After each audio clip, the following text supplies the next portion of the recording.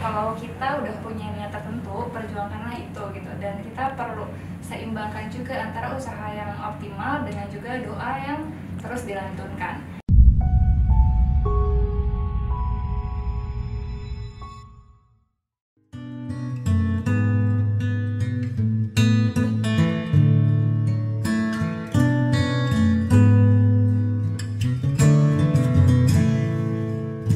Assalamualaikum warahmatullahi wabarakatuh. Salam sejahtera untuk kita semua. Salam Om Swastiastu, Namo Buddhaya, salam kebajikan. Kembali lagi di program terbaru Inspektorat Jenderal Kementerian Agama Republik Indonesia, yakni di CPNS Corner. Nah, di episode kali ini kita ketemu dengan seorang wanita cantik yang baru saja lulus CPNS di Inspektorat Jenderal Kementerian Agama untuk tahun anggaran 2019.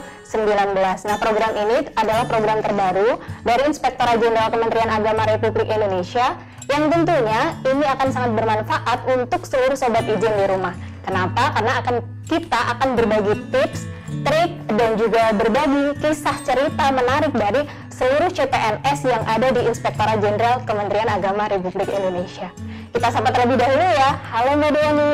Halo Mbak Lai. Gimana, sehat? Alhamdulillah. Alhamdulillah, walaupun suasana Covid ini ya, tapi insya Allah kita terus bugar nih. Iya, yang penting kita tetap jaga 3M ya, pakai masker, cuci tangan, jaga jarak juga. Nah, pastinya. Tadi kita udah pakai masker ya sebelumnya, tapi karena kebutuhan interaksi nih, harus kita copot terlebih dahulu ya.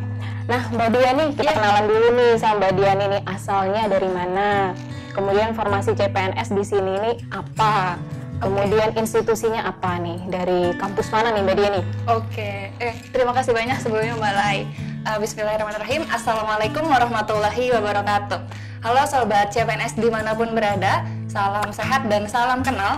Saya Diani, alhamdulillah di Inspektorat Jenderal Kementerian Agama ini saya lolos sebagai analis kepegawaian ahli pertama, atau saat ini itu berganti namanya Mbak Lai, jadi analis SDM aparatur. Analis SDM aparatur. Iya, jadi ngurusin sumber daya manusia yang ada di seluruh Inspektorat Jenderal ini ya, kurang lebih. Betul sekali Mbak Lai. Mungkin kalau misalkan di swasta mirip kayak HR gitu ya. Oh, HR ya. Jadi saya merupakan lulusan manajemen dakwah dari STID Al Hadid, dan sebelumnya saya bekerja sebagai question preparation supervisor di salah satu startup yang ada di Indonesia, startup pendidikan Mbak Lai. Oh, bergerak di bidang pendidikan. Iya, kalau asli dari Tangerang Selatan, jadi asli sini. Orang sini lah ya. Iya. Nggak perlu adaptasi terlalu jauh nih. Betul. Jadi bisa PP juga. Kalau bisa PP kan juga. Ini ya, akhirnya ngekos di sini. Jadi dekat sama rumah ya, jadi tiap pagi berangkat, sore pulang ya. Betul, Mbak Lai. Kurang lebih setengah jaman lah. Setengah jam di Tangsel ya. Iya. Oke deh. Mbak Diani, ini kan ada banyak sekali ya jenis pekerjaan yang ada di Indonesia, mulai dari wira swasta, ada dari pengusaha, kemudian ada yang ingin menjadi penyiar televisi, ada yang ingin menjadi lain sebagainya, banyak sekali. Kenapa sih harus PNS nih? Memang dari dulu emang pengennya jadi PNS kah? Atau ya kebetulan aja kemarin coba-coba terus lolos nih, motivasinya apa nih jadi CPNS? Oke, jadi kalau saya sendiri Mbak Lai, memang dulu tuh masih belum kepikiran gitu buat jadi ASN. Jadi dulu sempat 2018 teman saya kan daftar CPNS. Waktu itu coba ngajak, tapi saya masih belum interested. Jadi karena saya tuh anak tahun berapa itu? 2018. 2018. Ya. Jadi saya tuh tipenya kalau memang belum yakin, belum bulat itu belum action gitu. Baru pas 2019 kira-kira pertengahan saya tuh gini, punya motivasi sebenarnya pengen memberi warna gitu. Jadi dulu itu beberapa kali saya ada diskusi sama teman-teman saya. Jadi ternyata stereotip ASN itu di sebagian masyarakat mungkin ada yang masih kurang baik ya. Mungkin mereka merasakan ketika butuh pelayanan publik itu pelayanannya masih kurang, atau mungkin mereka melihat kok ASN tuh pulangnya cepet dan lain-lain gitu, mungkin kinerjanya kurang. Rata-rata yang ada di mata masyarakat gitu ya? Kayak gitu, tapi apakah semuanya kayak gitu? Tentu enggak, karena kita nggak bisa generalisir ya, karena banyak juga teman-teman teman-teman PNS yang itu kinerjanya juga bagus banget gitu, yang perlu kita apresiasi dan diteladani. Betul, tapi apakah ada juga oknum-oknum yang seperti itu? Tentu kita juga nggak bisa memungkiri, mungkin ada beberapa segelintir orang kayak gitu ya. Nah, tapi kalau misalnya kita tuh cuman mengkritik tanpa ada aksi nyata gitu untuk juga ikut terjun langsung, tentu apa yang berubah gitu kan. Nol sama aja nol ya. Iya, ibaratnya kita ada kegelapan, kita nggak hanya mengutuk kegelapan itu, tapi kita ikut menyalakan lilin, kita ikut memberi warna, memastikan yang sudah baik ini tetap berjalan dengan baik. Kalau yang belum, kita masih bisa gitu punya peran di situ untuk perbaikan. Intinya ya pengen ada kontribusinya secara turun tangan langsung gitu, nggak cuma kita jadi penonton di luar, tapi juga ikut terlibat di dalam sebuah sistem itu sendiri. Betul. Benar sih, memang tidak ada satupun sistem di Indonesia, bahkan di dunia ini pun yang memang itu benar atau sempurna 100% gitu kan. Pasti ada celah-celah kekurangan di dalamnya, dan kita ini sebagai CPNS ini memang tugasnya yang tadi kurang lebih untuk mengisi celah-celah kosong itu agar bisa lebih rapat lagi. Luar biasa Mbak Dewa motivasinya ini. Wah, saya jadi berpikir lagi nih, saya dulu motivasinya apa ya? Ini motivasi Mbak Dia ini soalnya udah mulia banget nih. Memang dulu lulus tahun berapa Mbak Dia nih? Jadi saya tuh 2017 lulus mulai, 2017. Tapi wisuda itu 2018 awal tahun lah. Oh, 2018 awal tahun. Ini pertama kalinya atau udah keberapa? Pertama kali ya berarti? Ini pertama kali. Dan langsung lolos? Alhamdulillah. Luar biasa. Mudah-mudahan ya. Luar biasa, memang ini memang gimana nih ya bisa sekali lolos ini hal yang sangat sulit ini kiranya Mbak Di, karena banyak orang yang mencoba bahkan 2, 3, 4 kali bahkan sampai hampir memenuhi batas umur maksimal di usia 35 tahun, dan Mbak Dia ini baru pertama kali mendaftar langsung bisa lolos. Bagi tipsnya dong Mbak Dia ini dulu strateginya gimana tuh? Karena kan banyak banget ya di tahun 2019 kan banyak banget formasi yang dibuka oleh pemerintah, baik dari Pemda, kemudian pemerintah pusat pun masih terbagi di berbagai kementerian. Nah, ini strategi memilih formasi ini agar bisa kiranya ada celah untuk kita bisa masuk itu gimana dulu Mbak Diani? Oke, kalau kemarin strategi memilih formasi saya itu mulai pertama kita ini dulu ya, pemetaan dulu internal dan eksternal. Maksudnya gimana, kayak internal kita tuh kita jurusannya atau prodinya tuh apa, sama kita punya minat di mana, sama mungkin ada kriteria tertentu yang perlu kita penuhi. Karena kalau saya pribadi kemarin pengennya tuh nggak jauh-jauh dari rumah gitu, kalau bisa ya memang udah ada batasnya gitu ya. Iya, karena dulu kan saya kuliahnya merantau tuh, jadi saya pengen ya udah kerjanya pengen di sini aja deh gitu. Jadi biar nggak jauh dari orang tua juga ya. Ada kriteria apa nih yang kita pengenin, terus kita nanti dibandingkan sama kondisi eksternal atau formasi apa aja yang dibuka yang itu linear sama jurusan kita. Iya, jadi kemarin tuh saya coba list dulu tuh di seluruh Indonesia yang masuk sama jurusan saya tuh apa aja formasinya, di instansi mana, di list. Baru nanti kalau misalkan udah, kita lakukan eliminasi. Eliminasinya itu dari mana? Ya udah dari kita passionnya di mana. Kebetulan kalau saya sendiri tuh emang seneng banget gitu dari zaman masih kuliah, aktif di organisasi atau pada saat bekerja juga. Jadi kalau ada urusan sama manajemen SDM, terus juga koordinasi SDM itu tuh seneng gitu. Makanya kemarin wah ada analis kepegawaian ahli pertama nih gitu. Ini sesuai sama minat saya. Terus waktu lihat analis kepegawaian itu ada beberapa yang buka, kayak daerah-daerahnya mungkin banyak itu daerah juga. Ada yang di pusat, ada yang di daerah pun berbagai macam ya. Nah, karena di 2019 ini kan agak berbeda. Mungkin kalau di tahun 2018 kita dulu masih bisa lihat di formasi ini yang daftar berapa orang. Betul. Dulu kan ya. Nah, di tahun kita tuh beda kan. Nggak bisa lihat lagi. Makanya kita nggak bisa memastikan secara langsung ada berapa orang yang daftar di formasi itu. Ya udah otomatis cuma terang-terang aja nih. Oh, ini dari berbagai daerah, terus tapi saya punya kriteria dekat sama rumah. Ya udah, yang di jauh-jauh dicoret, di-cut dulu. Ya udah, sisa Jabodetabek nih. Kayak di pusat termasuk salah satunya Inspektorat Jenderal Kementerian Agama. Ya udah, karena lokasinya juga dekat, terus formasinya sesuai sama minat, jurusan pun linear. Ya udah coba memilih di situ. Dulu memang ada perbandingan juga, auditor tuh saya masuk mulai secara kualifikasi pendidikan. Cuman ini 22 orang banyak tuh. Gitu. Menarik banget gitu kan. Cuman saya mikir itu menarik banget sih. Daftar tuh. Ya, 22 saya mikir gini, justru kalau misalkan semua orang mikir kayak saya, ini menarik nih.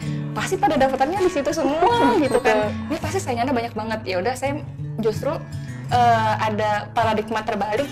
Kalau orang-orang pada milih ini, udah saya coba milih yang kurang populer, yang jumlah formasinya cuma 1 orang. Cuma 1 orang gitu. Iya, karena kan jumlah 1 orang, mungkin orang mikir, aduh kayaknya peluang lolosnya dikit. Tapi kalau orang mikirnya kayak gitu kan mereka nggak bakal daftar.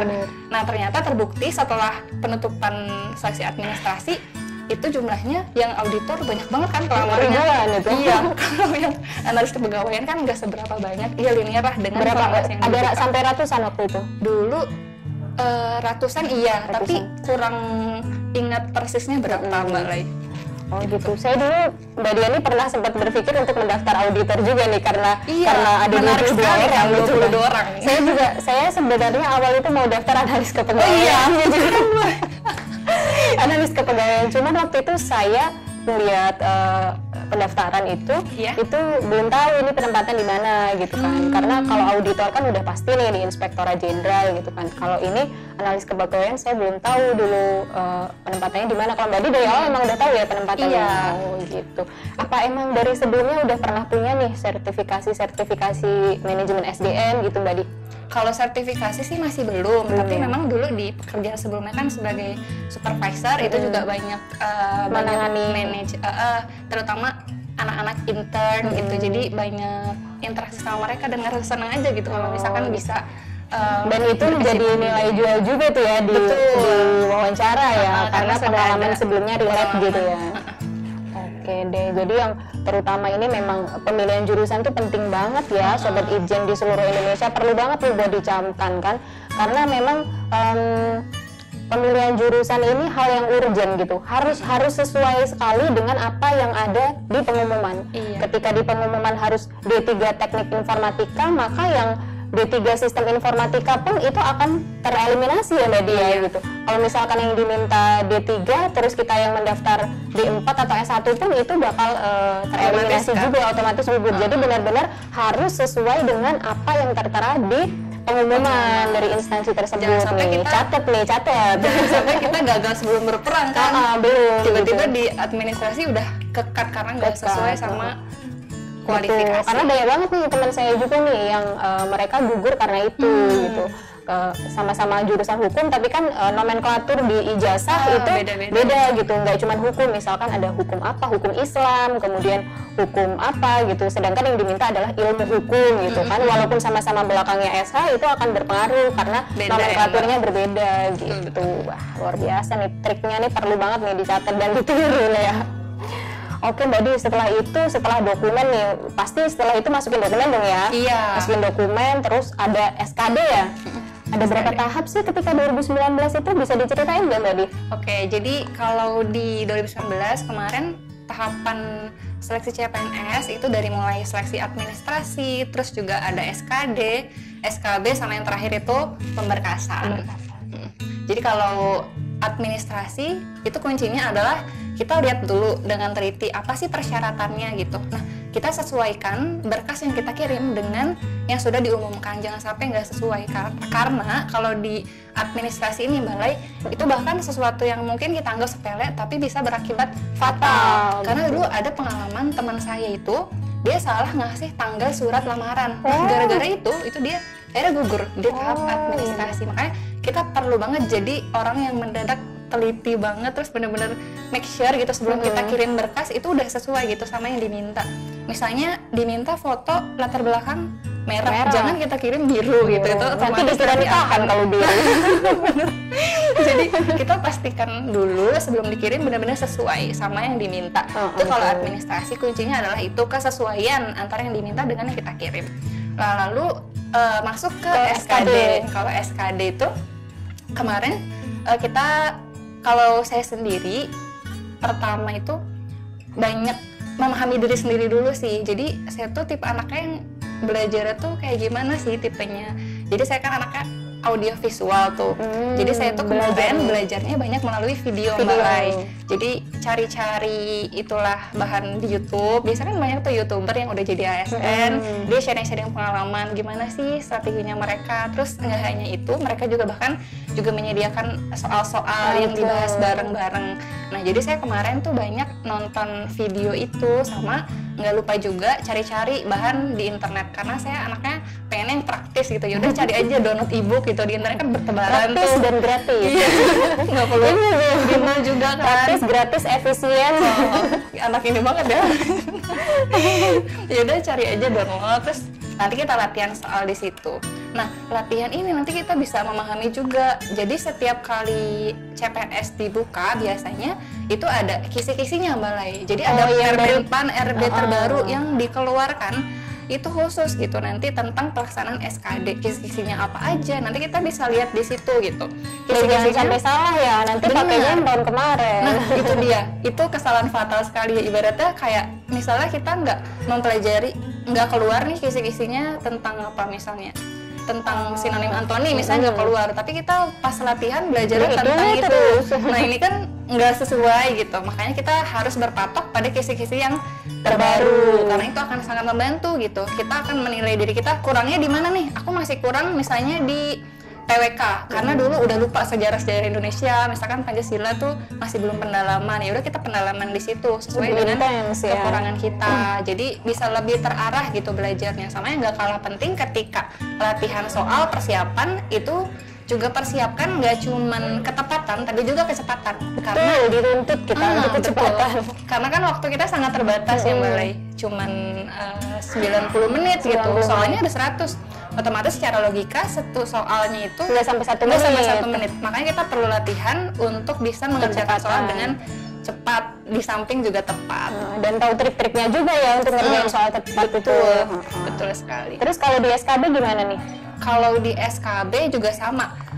Secara garis besar, kalau SKB itu kemarin saya sempat cari-cari peraturan terkait, ternyata ketemu ada Juknis yang membahas tentang SKB CPNS Kementerian Agama. Biasanya dikeluarkan sama instansi terkait. Karena kita jangan sampai salah, karena kan ada juga tembalai yang sistemnya CAT. Ada kalau Pemda itu CAT. Tapi ada beberapa instansi pusat juga yang CAT. Tapi kalau Kementerian Agama itu kan berbeda. Jangan sampai kita belajarnya CAT, tapi yang keluar wawancara. Kalau di Kemenak sendiri itu kan ada wawancara, ada praktik kerja, sama psikotes gitu kan. Nah, di Juknis ini juga kemarin ada pembahasan lengkap tentang kayak praktik kerja apa aja yang dinilai. Kemarin itu kan ada pengalaman di bidang formasi tersebut, misalnya analis kepegawaian berarti di bidang manajemen SDM atau hal-hal yang relate dengan itu. Terus juga habis pengalaman tuh penguasaan di bidang jabatan kayak aturan terkait undang-undang atau peraturan Menteri Agama atau yang lain-lainnya atau PRKBKN yang relate dengan si formasi yang kita lamar. Pokoknya kita mau ngelamar apa ya kita harus tahu nih apa yang mau kita kerjakan. Betul, jangan sampai kita have no idea gitu tentang si formasi tersebut. Sama kemana juga ada kemampuan bahasa asing sama kemampuan penguasaan teknologi. Terus juga kalau di psikotes sendiri itu mirip sama kayak TIU-nya SKD. Jadi ada logikanya, terus matematikanya, sama ada tambahannya tentang psikotesnya itu sendiri. Kalau yang wawancara itu banyak ditanyakan tentang pemahaman kita moderasi beragama. Jadi teman-teman nanti bisa juga cari tentang moderasi beragama gitu. Jangan sampai ASN nih tapi nggak moderat nih ya. ASN tapi pemandangannya dan penilaiannya sangat-sangat tidak moderat kan desain. Berarti kita harus up to date banget dong itu dengan info-info terbaru ya Mbak Dia. Bahkan kemarin Balai saya tuh sampai kayak BKN terus akun IG-nya CPNS Kemenak di-follow semua ya? Di-follow semua, terus habis itu nyalain itu lonceng. Jadi setiap kali update itu udah langsung masuk notifnya, langsung kebaca. Karena kita penting sekali bisa tahu informasi yang up to date. Jangan sampai kita nggak update, malah nggak tahu perkembangannya kayak gimana. Karena dulu ada juga teman yang dia kurang update, terus akhirnya ketinggalan informasi. Itu kan disayangkan sayang sekali. Banget gitu kan. Sebenarnya dia bisa punya kemampuan, punya kapabilitas, tapi sayangnya kalah dengan update. Ada berita terbaru tidak mengikuti, akhirnya ketinggalan atau mungkin salah berkas dan lain sebagainya. Yaitu, nah dicatat ya nih Sobat Izin di seluruh Indonesia, buat seluruh pejuang NIP nih. Harus banget nih tontonin, catat dari rumah nih tips and triknya ya, semoga aja bermanfaat nih ya. Jadi ini kan kayaknya CPNS 2019 tuh lama banget nih ya, dari 2019, 2020 dan kerja baru 2021 nih ya. Kayak paling lama gitu ya sebelumnya akhirat gitu. Ada cerita lucu nggak di balik semua itu nih? Atau cerita menarik nih yang tidak terlupakan sepanjang hayat nanti? Sebenarnya kemarin tuh ini Mbak Le, pas pemberkasan. Jadi pas pemberkasan itu kan kita diminta surat keterangan sehat, tapi harus dikeluarkan dari rumah sakit pemerintah. Nah, otomatis kan kayak RSUP atau RSUD gitu kan ya. Kemarin saya coba-coba tuh, karena kan dulu masih bekerja juga, jadi kayak tarik-tarikan sama jam kerja di kantor lama. Curi-curi waktu Curi-curi ya? waktu. Udah gitu sempat bolak-balik ke rumah sakit, ternyata RSUD di daerah saya itu dia cuman ada dokter spesialis rohani atau kejiwaannya di hari-hari tertentu. Jadi seminggu ada tiap hari ya? Seminggu cuma 2 kali. Dan itu satu harinya kuotanya sangat terbatas, nggak sampai 50 orang.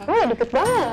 Sedikit sekali. Jadi waktu itu sampai saya pas pagi ke sana nggak dapat kuota. Terus beberapa hari berikutnya saya coba datang lagi tuh, sampai bangun 3:30 pagi minta bangun sama ibu saya demi untuk bisa dapat kuota. Jadi 3:30 pagi bangun, terus jam 4 udah berangkat. Pas sampai sana itu antriannya udah masih mengular dan nggak dapet kuota. Udah pagi banget, udah pagi banget, udah jam 4 pagi. Perjuangan berarti perjuangan yang tak terlupakan mengantri itu ya. Iya, udah takut dibegal kan. Jam 4 pagi gitu. Ternyata sampai sana masih antriannya mengular, nggak dapet. Nggak dapet antrian juga hari itu? Nggak dapet antrian. Akhirnya pindah ke rumah sakit lain. Saya harus menyeberang ke Kota Tangerang kurang lebih 1 jam. Waktu itu di RSUP apa gitu, punyanya pemerintah juga, katanya di sana tuh nggak ada kuota malah. Jadi saya samperin lah ke sana karena waktunya udah mepet gitu, takutnya nggak keburu lagi, mumpung saya cuti di hari itu. Nggak lucu kan udah lulus SKB, terus digugurkan karena nggak dapet surat keterangan. Jangan sampai. Tapi akhirnya dapat di rumah sakit yang kedua itu tadi ya? Akhirnya dapat dengan perjuangan mengantri yang begitu panjang. Itu pun dan perjuangan ini menyeberang satu kota ke kota yang lainnya. Betul. Itu pun karena saking penuhnya, ambilnya tuh baru bisa beberapa hari setelahnya gitu. Jadi nggak bisa di hari. Nggak bisa di hari itu juga? Karena banyak. Itu mungkin karena banyak sekali ya CPNS yang mendaftar dan membutuhkan surat itu. Jadi mau nggak mau yang biasanya nggak banyak pengunjung, nggak banyak pasien, jadi membludak pasiennya itu ketika itu ya. Memang di tempat saya waktu itu juga gitu Mbak Deli. Jadi pasiennya membludak sampai nggak bisa ditangani dalam 1 hari. Hari ini dapat nomor antrian, besok atau lusa baru pemeriksaan, nanti hasil baru 2-3 hari ke depan. Jadi beberapa kali datang ya? Betul, jadi memang ekstra banget nih perjuangan menuju mendapatkan NIP. Betul sekali. Tapi sekarang udah lega lah ya, udah dapet NIP, udah gajian belum nih? Bentar lagi nih ya, kalau senyumnya udah senyum-senyum ada gambaran nih. Ada dolar-dolarnya tuh di bayang-bayang, terbang-terbang. Oke deh, jadi kalimat terakhir dong, pesan atau pesan nih untuk seluruh pejuang NIP di luar sana yang sedang menonton tayangan ini, agar rekan-rekan seperjuangan di luar sana yang lagi nonton di rumah bisa punya semangat dan tekad yang kuat untuk bisa menjadi ASN di tahun-tahun selanjutnya. Oke, Sobat CPNS dimanapun berada, kalau kita udah punya niat tertentu, perjuangkanlah itu gitu. Dan kita perlu seimbangkan juga antara usaha yang optimal dengan juga doa yang terus dilantunkan.